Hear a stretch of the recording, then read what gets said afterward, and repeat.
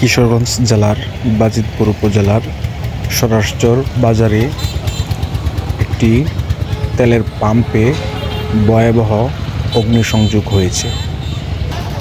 এতে অনেক ক্ষয়ক্ষতি হয়েছে।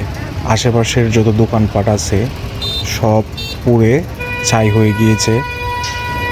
এই যে আপনারা দেখতে পাচ্ছেন, এখানে পাশে একটি ব্রয়লার ছিল, সেই ব্রয়লারের মুরগি সব পুড়ে ছাই হয়ে গিয়েছে।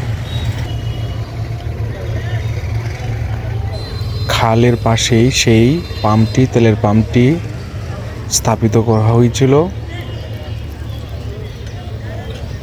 আর এখান থেকে একটি ভুলবশত একটি দুর্ঘটনার মধ্যেই অনেক বড় একটি আগুনের সংযোগ হয়।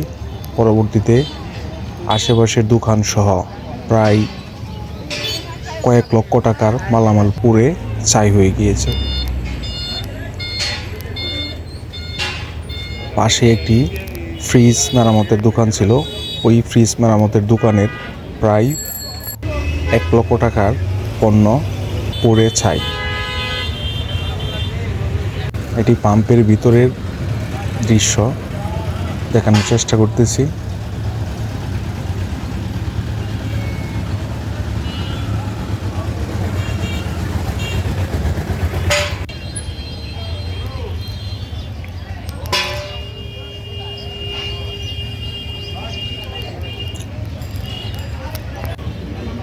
টিনের চাল, ঘরের বেড়া যা ছিল সবই পুড়ে গেছে।